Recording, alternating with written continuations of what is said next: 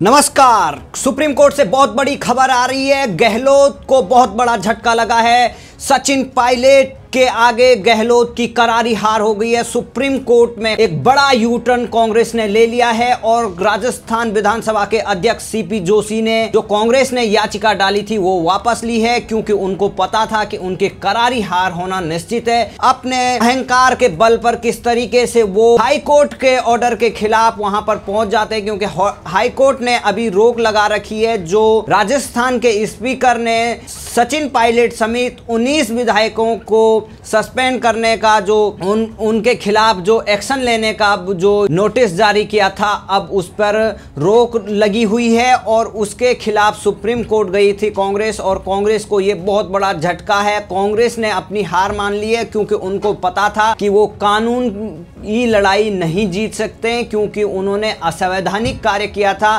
क्योंकि जब सत्र नहीं चल रहा था तो उस समय व्हिप जारी करने का क्या अधिकार है। और हाई कोर्ट ने भी और सुप्रीम कोर्ट ने भी ये बात मानी थी कि आप किसी असंतोष को नहीं दबा सकते हैं, ये लोकतंत्र का हिस्सा नहीं है। लेकिन कांग्रेस में तो सिर्फ सोनिया तंत्र चलता है। वहां पर सिर्फ जो सोनिया की बात मानता है वही पार्टी में रह सकता है। इसी का खामियाजा आपने देखा कि तमाम नेताओं को भुगतना पड़ा और सचिन पायलट को भी उसी बात के लिए भुगतना पड़ा, क्योंकि सचिन पायलट एक कद्दावर नेता जिन्होंने पार्टी को यहां तक पहुंचाया राजस्थान में, आज उनको ही इस तरीके से अपमान किया जा रहा है। कोई कह रहा है 35 करोड़ में मुझे खरीदने की बात कर रहे हैं, कोई कह रहा है कि वो निकम्मा है, निठल्ला है। तमाम इस तरीके की बातें करने वाले गहलोत अब सुप्रीम कोर्ट से भी वापस आ चुके हैं। और जो गहलोत कांग्रेस के वकील थे Kapil Sibal zero loss theory वाले, उनको भी बड़ा झटका है, क्योंकि उनकी भी दलीलें फेल हो गई हैं। क्योंकि वो भी जानते थे कि सुप्रीम कोर्ट भी इस मामले में सचिन पायलट के पक्ष में ही फैसला सुनाएगा, क्योंकि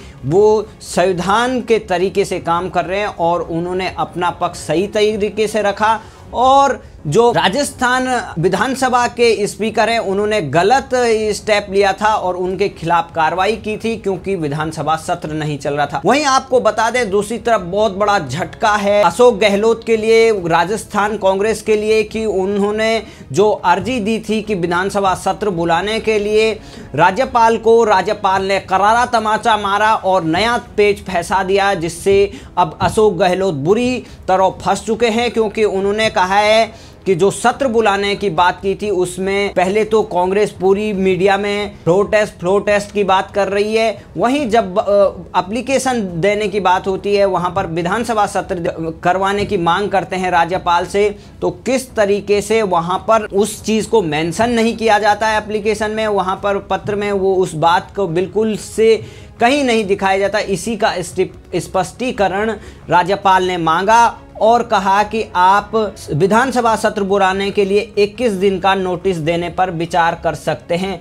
तो किस तरीके से कोरोना की महामारी में अशोक गहलोत को अपनी सरकार बचाने के लिए तमाम जद्दोजहद करने पड़ रहे हैं, क्योंकि उनको पता है कि उनके विधायक उनके साथ नहीं हैं। वो उनको कभी होटलों में रख रहे हैं, कभी अंताक्षरी खिला रहे हैं, कभी किसी की गाड़ी रोक दे रहे हैं। तो जिस तरीके से वो धमकी से और अपने पैसों के बल पर उनको होटलों में रखे हुए हैं, लेकिन आधा से ज्यादा विधायक उसके साथ खड़े नहीं है, अशोक गहलोत के साथ खड़े नहीं है।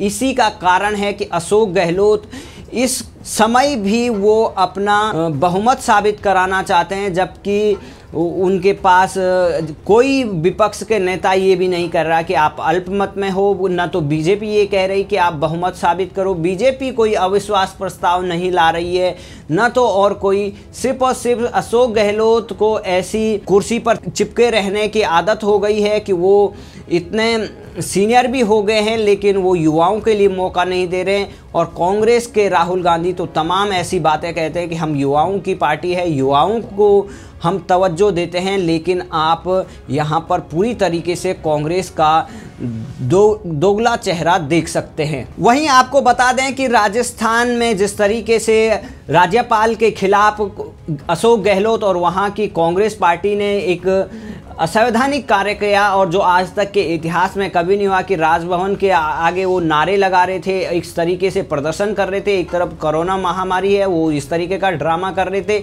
इसी का परिणाम था कि वो वहाँ पर इतना ड्रामा किया और फिर उसके बाद राज्यपाल ने एक बहुत बड़ी अपनी बात रखी कि हमें सुरक्षा कौन देगा, क्योंकि यहाँ की पुलिस बिल्कुल भी सुरक्षा मुहैया कराने में असफल है और बिल्कुल भी यहाँ पर कोई कानून व्यवस्था की नाम की कोई चीज़ नहीं है। इससे आगे बड़ा कदम राज्यपाल लेते, क्योंकि अगर कानून व्यवस्था सही नहीं होती तो 356 के तहत वहाँ पर राष्ट्रपति शासन लगाया जा सकता था, क्योंकि ये बात पहले भी मायावती ने कह दी। इसी का डर का परिणाम है कि जो आज पूरे देश में कांग्रेस पार्टी ने राज्यपाल के आवासों के बाहर जो धरना प्रदर्शन का आह्वान किया था, उसमें से सिर्फ और सिर्फ राजस्थान के राजभवन और राजस्थान में कोई धरना प्रदर्शन का ऐलान नहीं किया गया, क्योंकि वो जानते थे कि अगर फिर इस तरीके का ड्रामा किया गया तो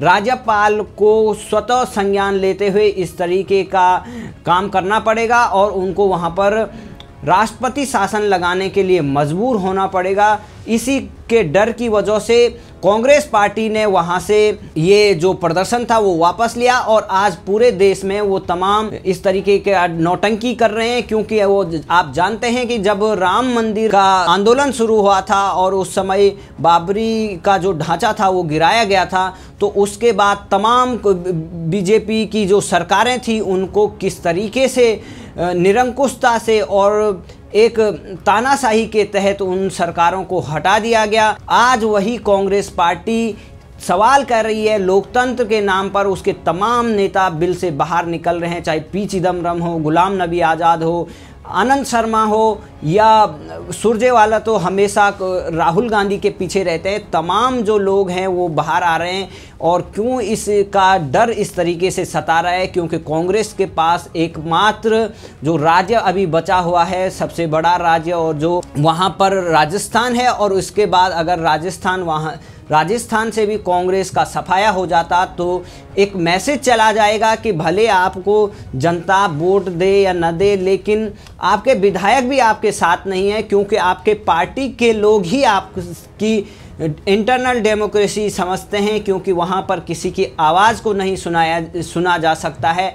सचिन पायलट जैसे उप मुख्यमंत्री जो इतने बड़े युवा नेता हैं, दिग्गज नेता हैं, उनकी बात को नहीं सुना जाता है। उनको इस तरीके से सार्वजनिक तौर पर मीडिया के सामने अपमानित किया जाता है, उनको निकम्मा, नकारा, इस तरीके के उपाधियां दी जाती है। तो आप लगा सकते हैं कि क्या कांग्रेस पार्टी में इस तरीके के गांधी परिवार के, चाहे वो राहुल गांधी है, किस तरीके से वो लगातार एक के बाद एक फ्लॉप शो देते जा रहे हैं, लेकिन तब भी वो युवाओं का चेहरा और तमाम ऐसी उपाधियां कांग्रेस के अटुकार नेता देते रहते हैं।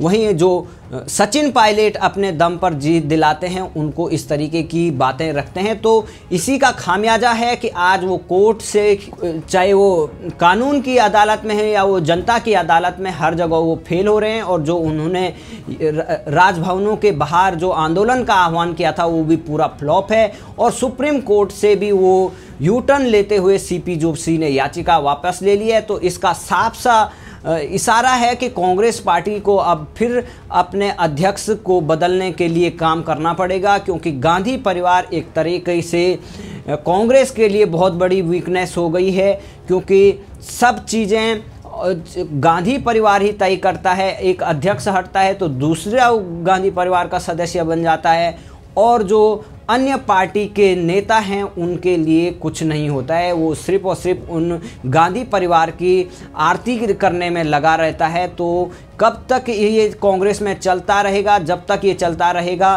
तब तक कांग्रेस को शायद अच्छे दिन कभी वापस नहीं आएंगे। और इसी का परिणाम है कि आज सचिन पायलट भी कांग्रेस से गुस्सा हैं, नाराज़ हैं, और वो अभी भले कांग्रेस में हैं, लेकिन शायद ही अब ऐसा मौका आएगा कि वो फिर कांग्रेस में जाएंगे। सचिन पायलट के लिए जो बातें गहलोत ने कही हैं और फिर उसके बाद कांग्रेस के चाहे वो शीर्ष नेतृत्व हो या आला कमान ने, किसी ने उस पर अपना विरोध दर्ज नहीं कराया, तो इसका मतलब है कि वो आला कमान के आदेश अनुसार वो बात रख रहे थे।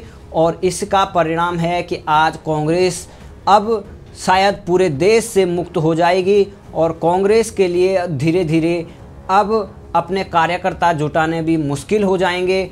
अभी तो विधायकों को वो एकजुट नहीं कर पा रहे हैं। तो देखते हैं कि राजस्थान की सरकार कब तक गिरती है। लेकिन आज सुप्रीम कोर्ट से जो यू टर्न लिया है वो इसी का और इशारा कर रहा है कि अब वो कानून की तरीके से भी लड़ाई हार चुके हैं, अब वो रोड पे भी हार चुके हैं। तो इसका मतलब है कि उनकी विदाई तय है। जय हिंद, जय भारत।